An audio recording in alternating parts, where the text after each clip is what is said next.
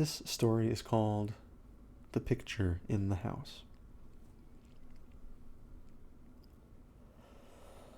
Searchers after horror haunt strange, far places. For them are the catacombs of Ptolemy and the carven mausolea of the nightmare countries.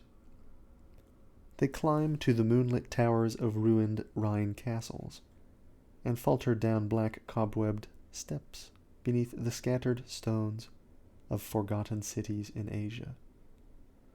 The haunted wood and the desolate mountain are their shrines, and they linger around the sinister monoliths on uninhabited islands. But the true epicure in the terrible, to whom a new thrill of unutterable ghastliness is the chief end and justification of existence, esteems most of all the ancient, lonely farmhouses of backwoods New England. For there the dark elements of strength, solitude, grotesqueness, and ignorance combine to form the perfection of the hideous. Most horrible of all sights are the little unpainted wooden houses remote from traveled ways, unusually squatted upon some damp grassy slope or leaning against some gigantic outcropping of rock. 200 years and more they have leaned or squatted there, while the vines have crawled and the trees have swelled and spread. They are almost hidden now in lawless luxuriances of green and garden shrouds of shadow. But the small paned windows still stare shockingly, as if blinking through a lethal stupor which wards off madness by dulling the memory of unutterable things. In such houses have dwelt generations of strange people, whose like the world has never seen.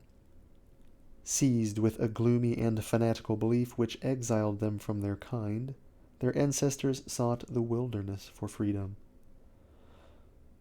There the scions of a conquering race indeed flourished free from the restrictions of their fellows, but cowered in an appalling slavery to the dismal phantasms of their own minds. Divorced from the enlightenment of civilization, the strength of these Puritans turned into singular channels, and in their isolation, morbid self-repression, and struggle for life with relentless nature, there came to them dark, furtive traits from the prehistoric depths of their cold northern heritage. By necessity practical and by philosophy stern, these folks were not beautiful in their sins. Erring, as all mortals must, they were forced by their rigid code to seek concealment above all else, so that they came to use less and less taste in what they concealed. Only the silent, sleepy, staring houses in the backwoods can tell all that has lain hidden since the early days, and they are not communicative, being loath to shake off the drowsiness which helps them forget.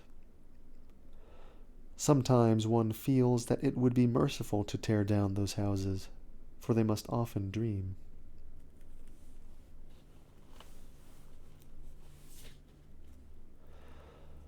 It was to a time-battered edifice of this description that I was driven one afternoon in November 1896, by a rain of such chilling copiousness that any shelter was preferable to exposure.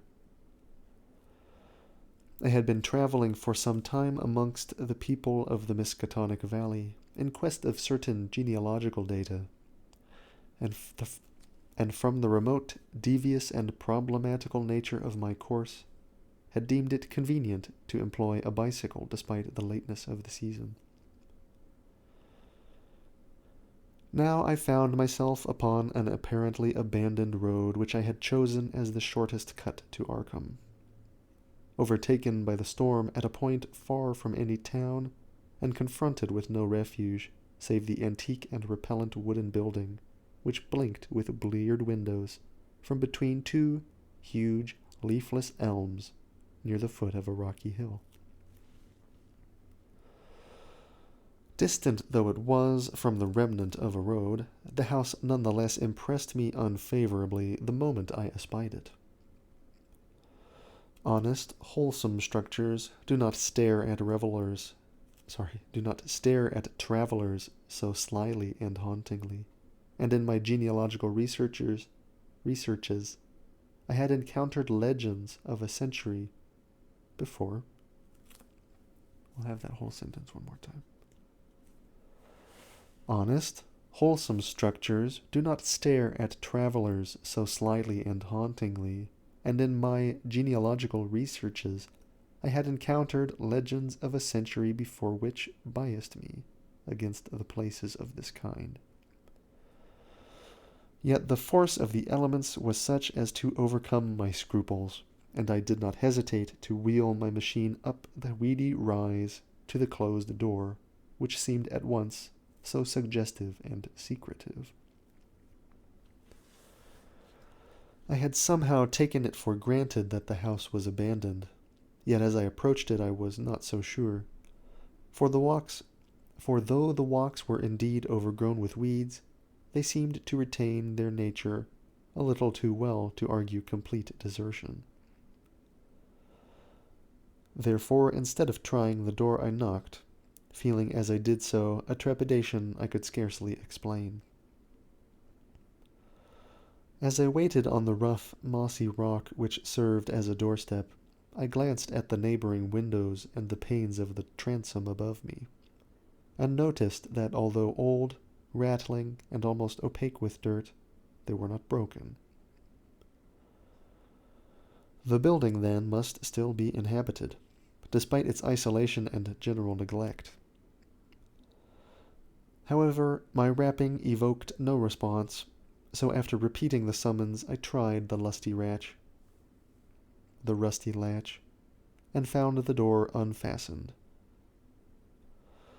Inside was a little vestibule with walls from which the plaster was falling, and through the doorway came a faint but peculiarly hateful odor.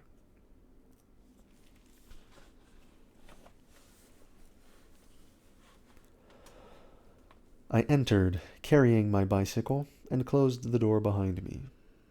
Ahead rose a narrow staircase, flanked by a small door probably leading to the cellar, while to the left and right were closed doors leading to rooms on the ground floor. Leaning my cycle against the wall, I opened the door at the left, and crossed into a small, low-ceiled chamber, but dimly lighted by its two dusty windows, and furnished in the barest and most primitive possible way. It appeared to be a kind of sitting room, for it had a table and several chairs, and an immense fireplace above which ticked an antique clock on a mantel. Books and papers were very few, and in the prevailing gloom I could not readily discern the titles. What interested me was the uniform air of archaism, as displayed in every visible detail. Most of the houses in this region I had found rich in relics of the past, but here the antiquity was curiously complete, for in all the room I could not discover a single article of definitely post-revolutionary date. Had the furnishings been less humble, the place would have been a collector's paradise.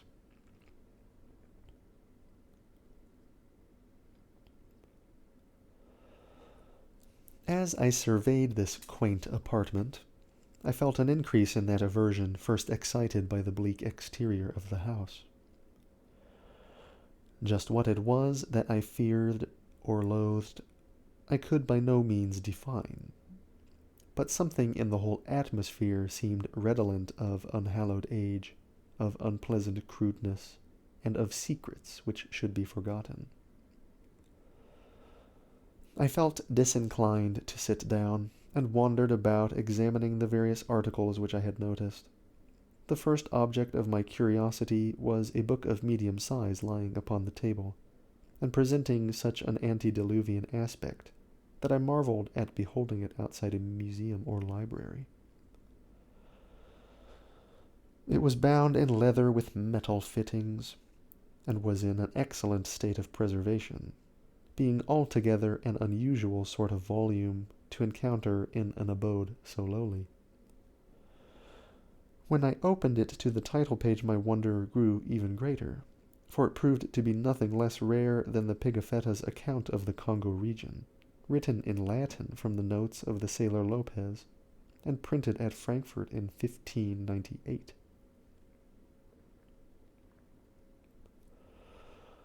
I had often heard of this work, with its curious illustrations by the brothers de Bry, hence for a moment forgot my uneasiness in my desire to turn the pages before me.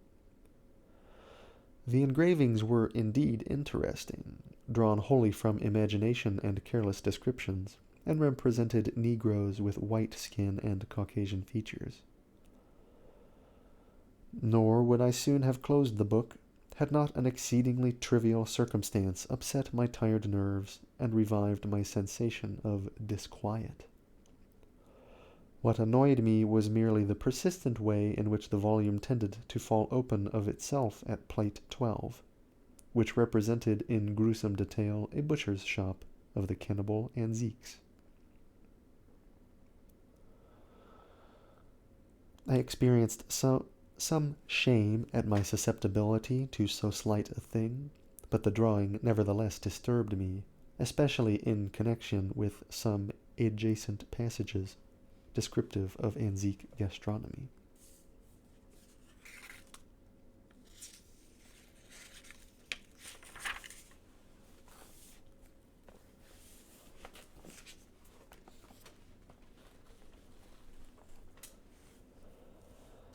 I had turned to a neighboring shelf and was examining its meager literary contents, an 18th century Bible, a Pilgrim's Progress of like period, illustrated with grotesque woodcuts and printed by the almanac maker Isaiah Thomas, the rotting bulk of Cotton Mather's Magnolia Christi Americana, and a few other books of evidently equal age, when my attention was aroused by the unmistakable sound of walking in the room overhead.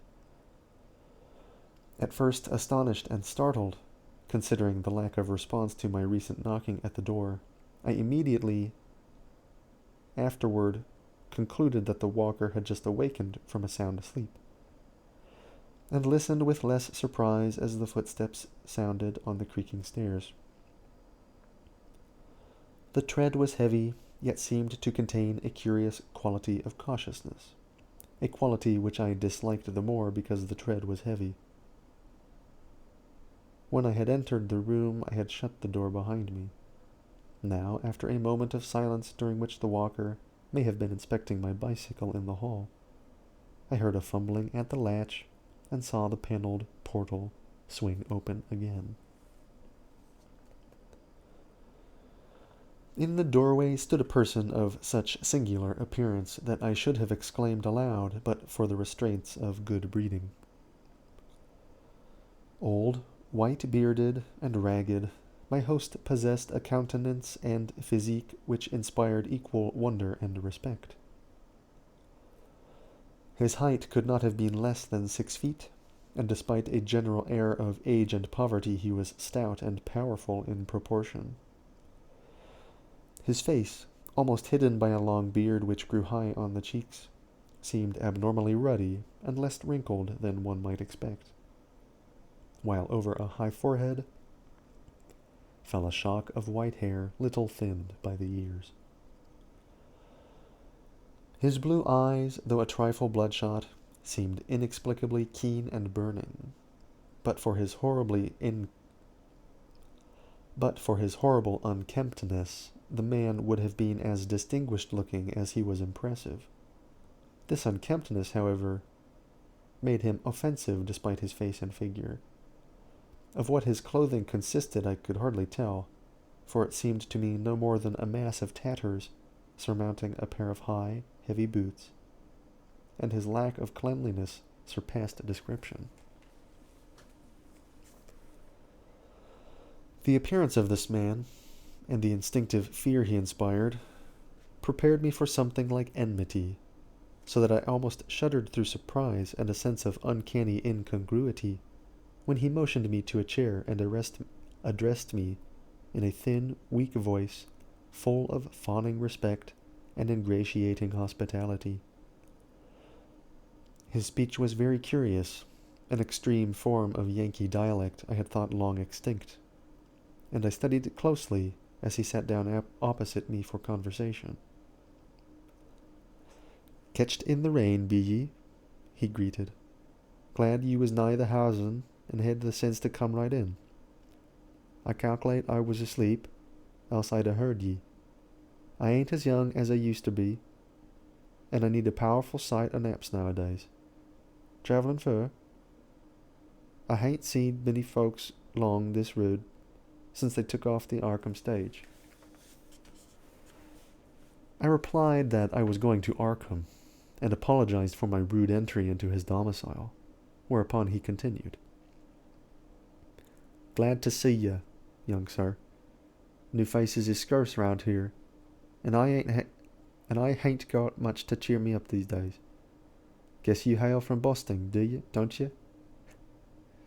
I never been that, but I can tell a town man when I see him, and had one for district schoolmaster in '84.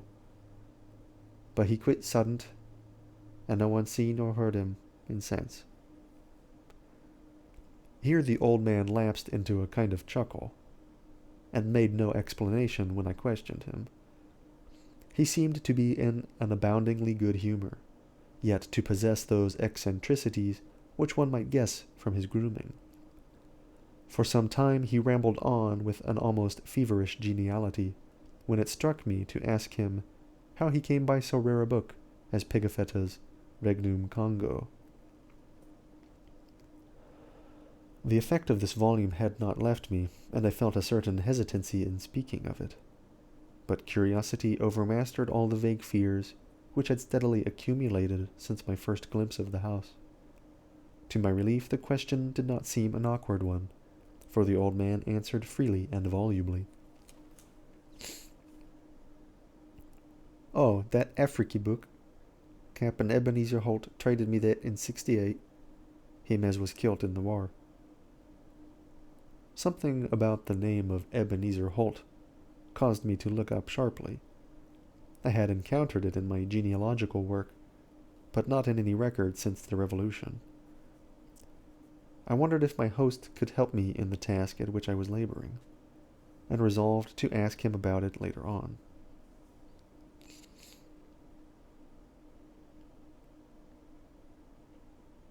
He continued.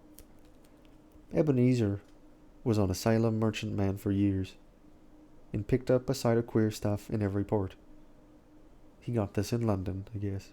He used to like to buy things at the shops. I once up at his house on the hill, trading houses, when I see this book. I relished the pictures, so he give it in on a swap. 'Tis a queer book. Here, leave me get on my spectacles." The old man fumbled among his rags, producing a pair of dirty and amazingly antique glasses with small octagonal lenses and steel bows. Donning these, he reached for the volume on the table and turned the pages lovingly. Ebenezer could read a leetle of this.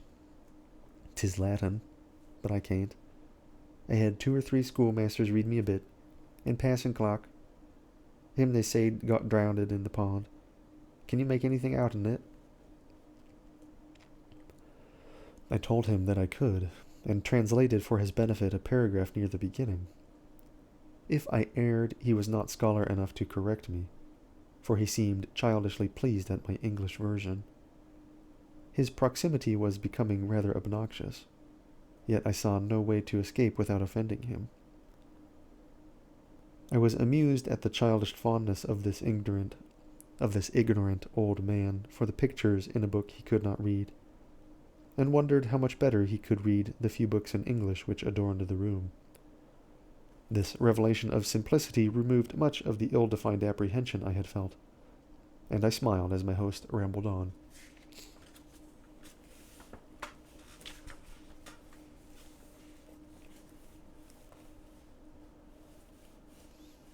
queer how pictures can set a body thinking. Take this in here near the front. Have you ever seen trees like that, with big leaves a flopping over and down? And them men.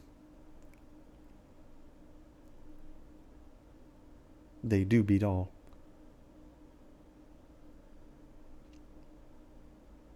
Some of these here critters look like monkeys, or half monkeys and half men, but I never heard o' nothing like this one.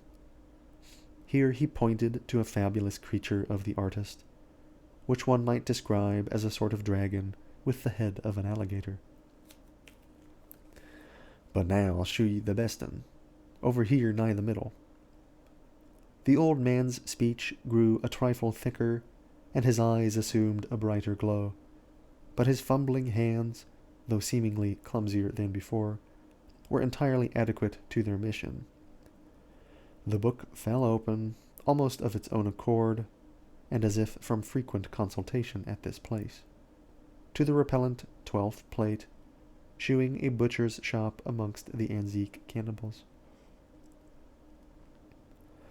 My sense of restlessness returned, though I did not exhibit it. The especially bizarre thing was that the artist had made his Africans look like white men.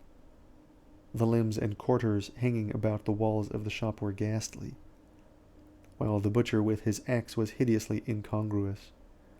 But my host seemed to relish the view as much as I disliked it. "What do you think of this? Ain't never seen the like hereabouts, eh? When I see this, I telled Eb Holt, thar's suthin' to stir ye up and make your blood tickle. When I read in Scripter about slayin', like them Midianites was slew, I kinder think things, but I ain't got no picter of it. Here a body can see all they is to it. I s'pose 'tis sinful, but ain't we all born and livin' in sin? That feller bein' chopped up gives me a tickle every time I look at him. I have to keep looking at him. See where the butcher cut off his feet?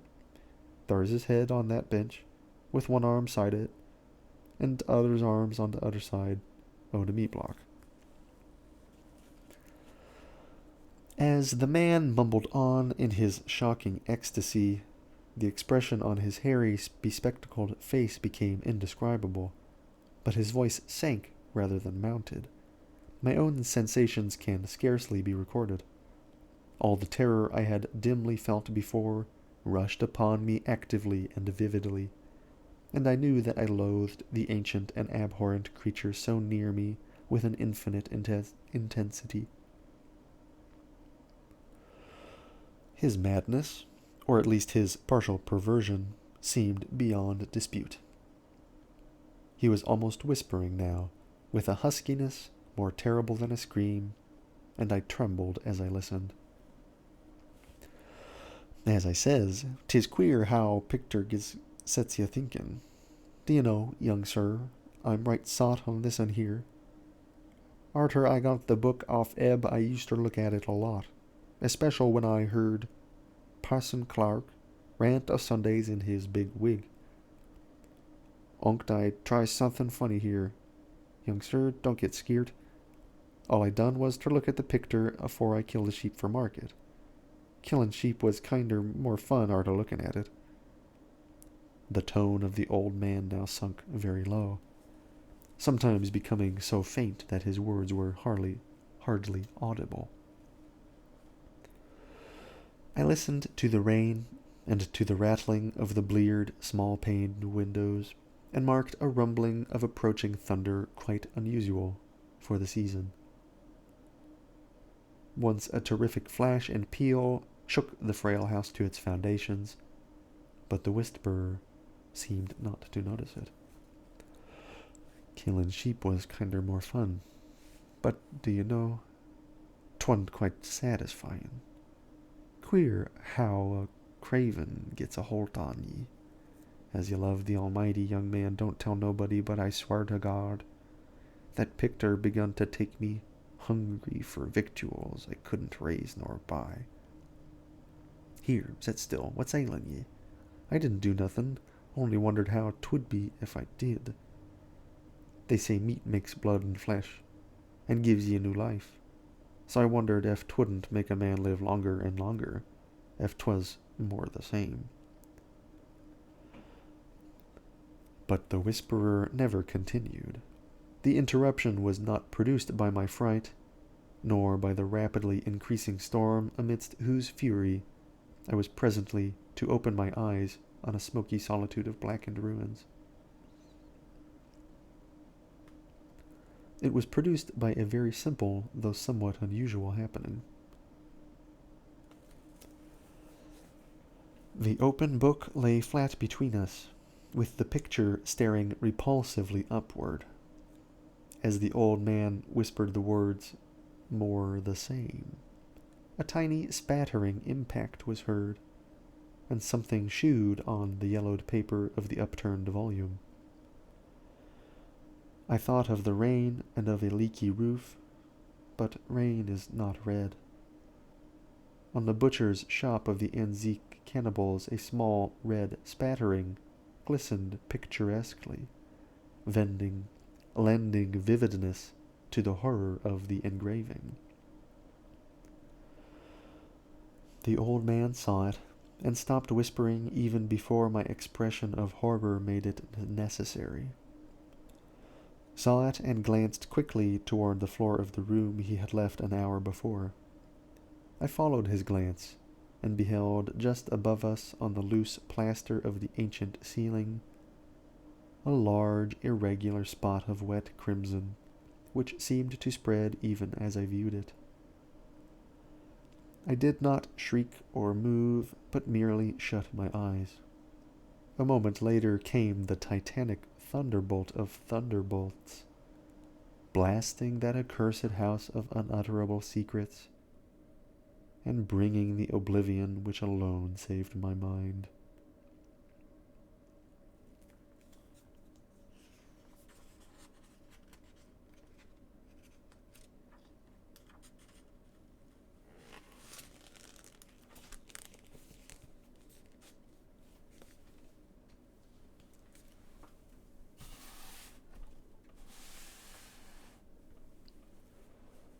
Okay.